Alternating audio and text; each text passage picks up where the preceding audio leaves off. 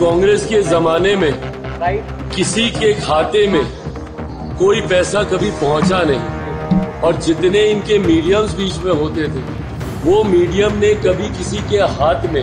उसकी कमाई पहुंचने ही नहीं, भले वो मजदूर वर्ग से जुड़ा हुआ व्यक्ति हो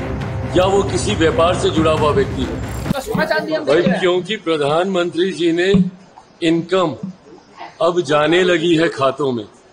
इससे पहले कांग्रेस ये सोच भी नहीं सकती थी, क्योंकि इन्हीं के बड़े नेता का वो बयान 1 रुपया चलता था तो कितना पैसा पहुंचता था, ये सब जानते हैं कि कांग्रेस के जमाने में किसी के खाते में कोई पैसा कभी पहुंचा नहीं और जितने इनके मीडियम्स बीच में होते थे वो मीडियम ने कभी किसी के हाथ में उसकी कमाई पहुंचने ही नहीं दी, भले वो मजदूर वर्ग से जुड़ा हुआ व्यक्ति हो या वो किसी व्यापार से जुड़ा हुआ व्यक्ति हो। ऐसे में आज ये पिछले 10 सालों में हमारे प्रधानमंत्री जी की ही देन है कि भले वो बेनिफिशियरीज हो, वो लाभार्थी हो जिनके अकाउंट्स में डायरेक्ट ट्रांसफर जा रहे हैं, इन तमाम चीजों का प्रबंध अगर किसी ने कराया, अगर ये प्रबंध नहीं होता ना तो आज की तारीख में कांग्रेस ही सोच भी नहीं पाती। ओवैसी ने तेजस्वी यादव को अपना दूल्हा भाई बताया है, विवादित बयान दिया है। भाई बोलते रहे जो उनको बोलना, उनकी आपस की बात है। भाई देखिए, ये जिनकी बात हो रही है वो हमेशा से वो परिवार पासवान परिवार के, हम लोगों के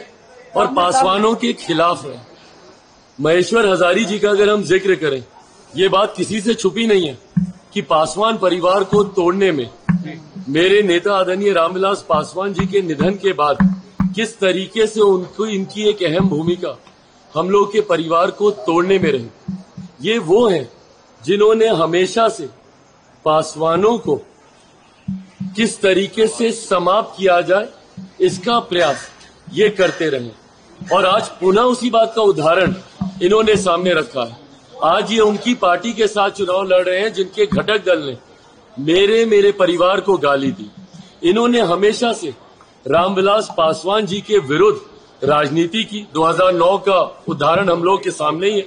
किस तरीके से रामचंद्र पासवान जी हमारे चाचा जी के सामने इन्होंने चुनाव लड़ा। तो हमेशा से पासवानों के खिलाफ इनकी सोच रही। आज